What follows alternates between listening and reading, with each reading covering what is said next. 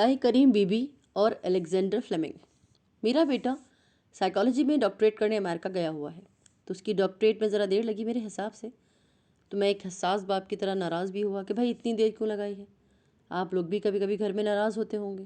میں نے کہا میں اسے جا کے پوچھوں کہ کیا بات ہے۔ پچھلے سال میں وہاں گیا تو اس کے ہیڈ آف دا ڈپارٹمنٹ سے ملا۔ انہوں نے کہا نہیں جی یہ تو بہت ہی پرفیکٹ ہے، کوئی شکایت نہیں ہے، بلکہ ہم تو یہ چاہیں گے کہ کچھ اور دن تک یہ ہمارے ساتھ رہے اور ہم اس سے کچھ فائدہ اٹھا لیں۔ تو یہ میری تسلی ہو گئی۔ یونیورسٹی سے گھر جاتے ہوئے میں اس کی کار میں بیٹھا تھا اور وہ کار چلا رہا تھا۔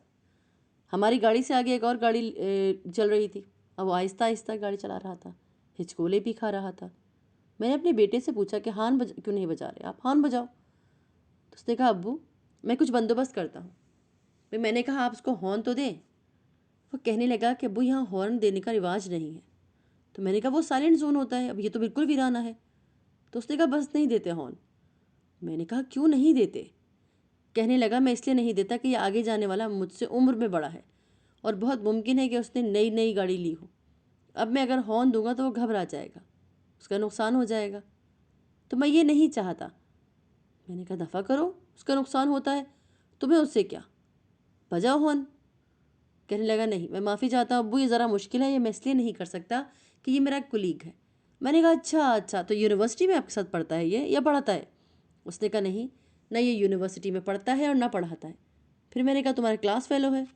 تو اس نے کہا نہیں ابو یہ میرا کلاس فیلو بھی نہیں ہے بلکہ میرا یہ روڈ فیلو ہے، ہم ایک ہی سڑک پر جا رہے ہیں، تو اس رشتے سے ہم ایک دوسرے کے فیلو ہیں، تو میں اسے تنگ نہیں کر سکتا۔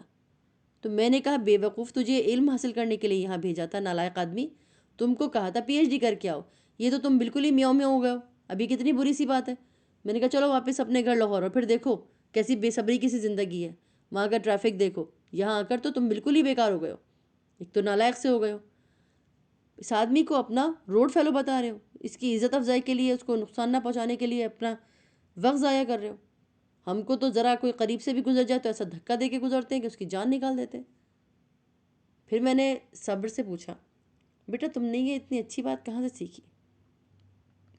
اس نے کہا ابا جی صبر یہاں پر عام ہے، بلکہ ہمارے مسلمانوں میں تو صبر کی بہت تلقین ہے، جب اسے ہم پڑھتے ہیں لیکن گہرائی کے ساتھ سمجھتے نہیں ہیں کہ اس کا مطلب کیا ہے۔ مجھے یہاں آ کر عملی زندگی کا پتہ چلا کہ صبر عملی زندگی میں کیا ہے۔ اب یہ بات ہے کہ انسانی زندگی کو کس قدر استحکام ہے، اس کی وجہ سے یہ بات بار بار دہرائی جاتی ہے کہ جو اللہ ہے اس پر آپ پورا بھروسہ رکھیں، تو آپ کے ہر مسئلے کو حل کرنے کے لیے آپ کے خالق کے طور پر موجود ہے۔ اللہ کی رحمت سے کبھی مایوس نہیں ہونا چاہیے۔ جب تک آپ کے ہاتھ میں صبر کی ڈوری نہیں ہوگی اس وقت تک آپ صبر کے معنی نہیں سمجھ سکتے۔ میں نے کہا بھائی یہ تو کچھ عجیب سی بات ہے، میں تو دین کے بارے میں اتنا گہرا مطالعہ نہیں رکھتا جتنا کہ تم مجھ سے بات کر رہا ہے، میں تو چاہتا ہوں کہ عمل ہو، تیزی سے ہو، آگے بڑھنے کے لیے جو کچھ کرنا چاہے وہ کیجیے۔ اس نے کہا ایک آئرن ہوتی ہے جس کے اوپر لوہا رکھ کر کوٹتے ہیں، تو وہ بس بے بس کر دینے کا سب سے بڑا سمبل ہے۔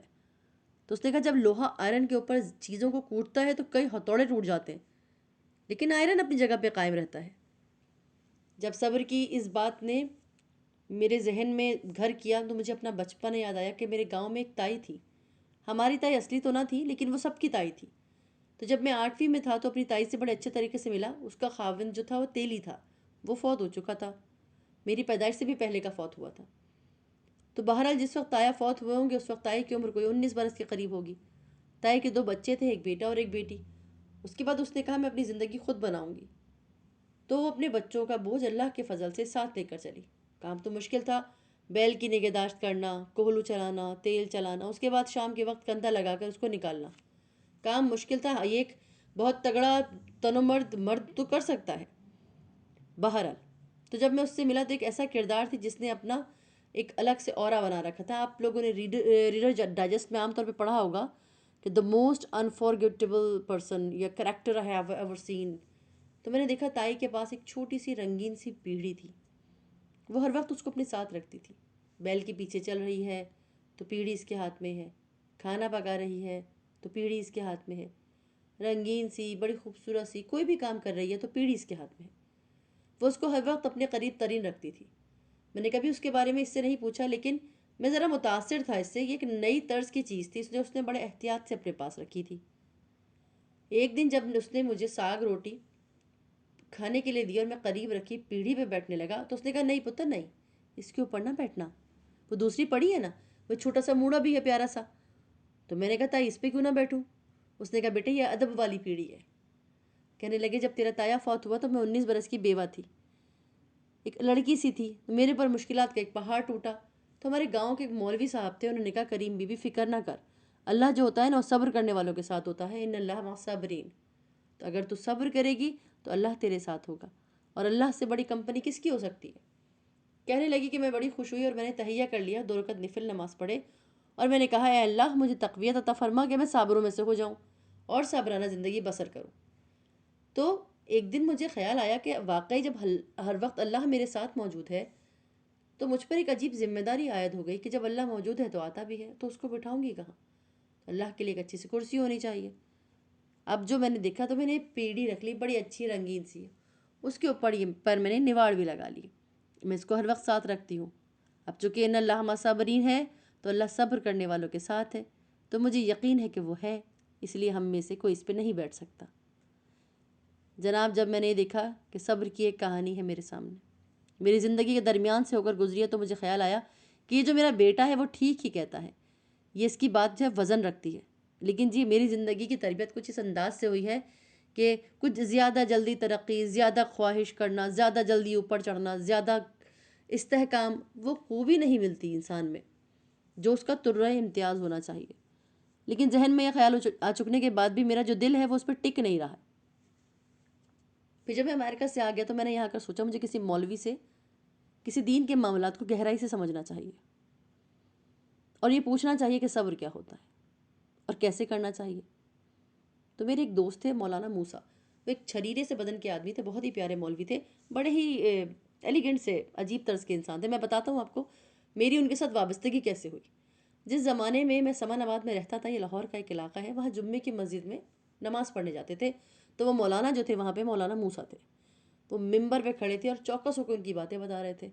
سارے خطبے جو ہے وہ بار بار بتاتے بتاتے کہ اچانک مولانا صاحب کی بات کے درمیان میں پیچھے ایک مڈل اسکول تھا، کچھ بچے فٹ بال کھیل رہے تھے، زور سے کسی نے جو کک ماری تو فٹ بال ہوا میں اڑتا ہوا مسجد کے صحن میں آ گرا جہاں ہم سب نمازی بیٹھے تھے.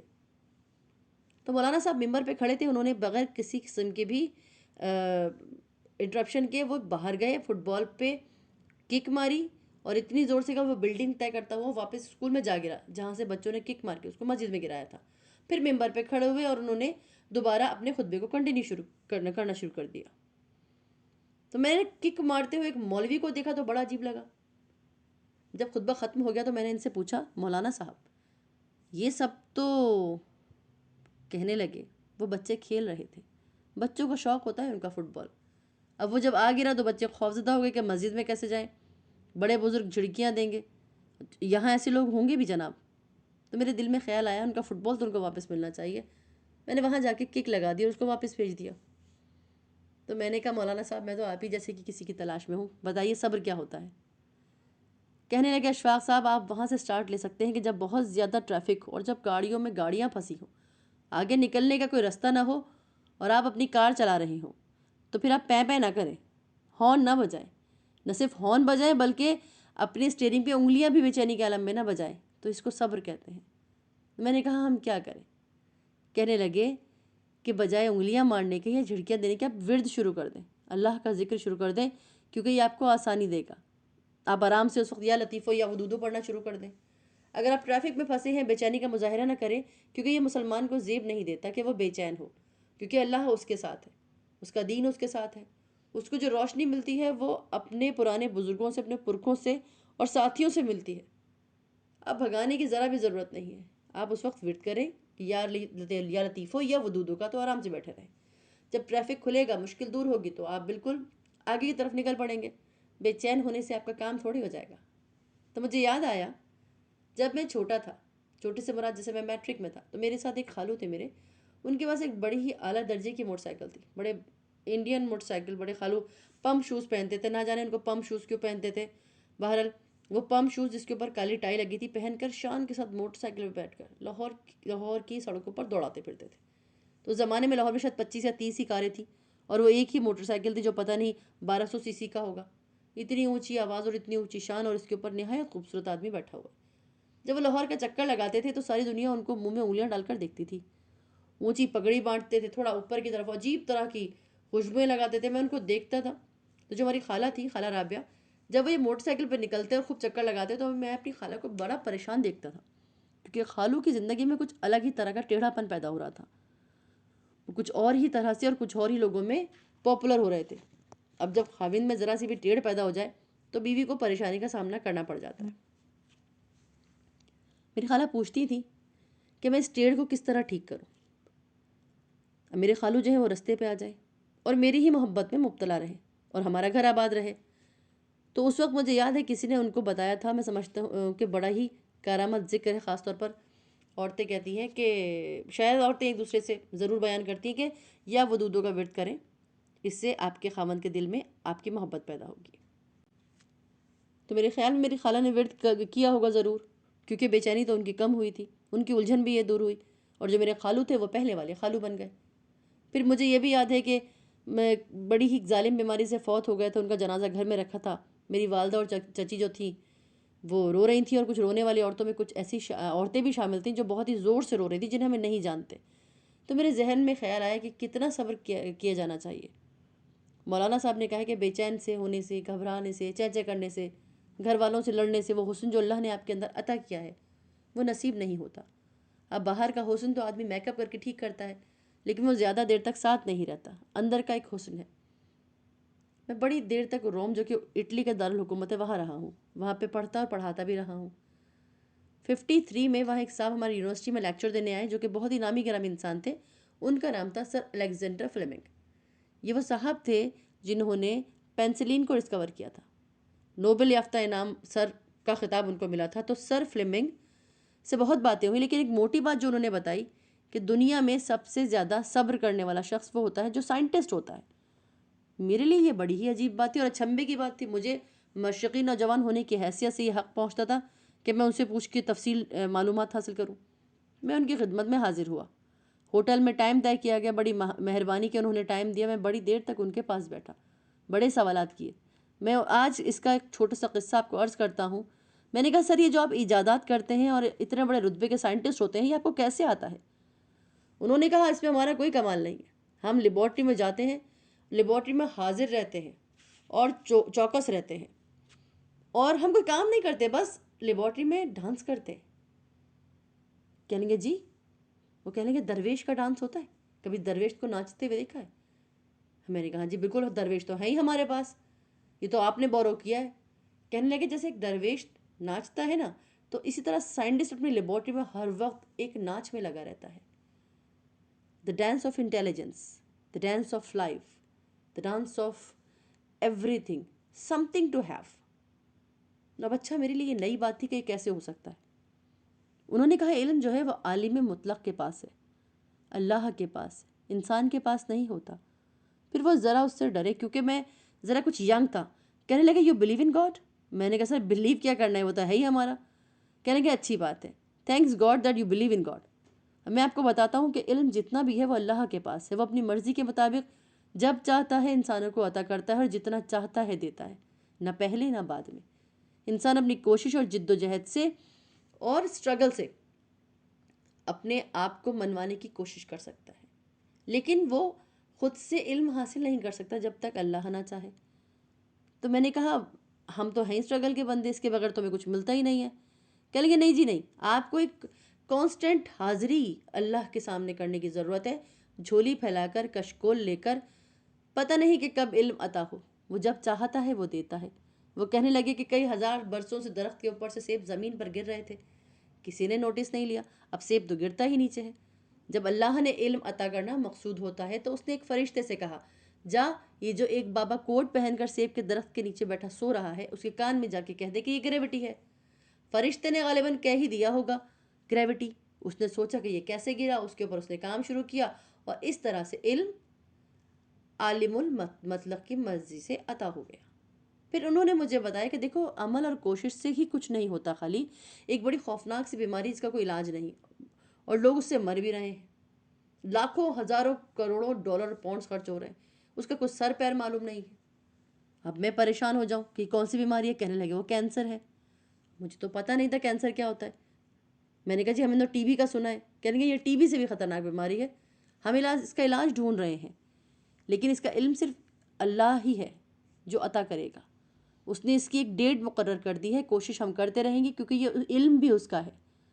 میں نے کہا سر آپ کے خیال میں اس کا علاج کب تک مل جائے گا؟ کہنے لگے یقین سے تو نہیں کہتا مگر اندازہ ہے کہ شاید 1960 یا 62 میں پتہ چل جائے۔ تو پیارے لوگوں، 1960 اور 62 گزر گیا، 90 گزر گیا، 92 گزر گیا، 98، تو وہ جب چاہے گا عطا کرے گا۔ ہمیں اپنی جھولی پھیلا کر اس کے حضور مسلسل رقص کرتے رہنا ہے تاکہ وہ دے دے، اور صبر اختیار کرنا چاہیے کہ جو سائنٹسٹ اپنی ریسرچ میں اور اپنی تحقیق میں اختیار کرتے ہیں۔ تو اللہ آپ کو آسانیاں عطا فرمائے اور آسانیوں کو تقسیم کرنے کا شرف عطا فرمائے۔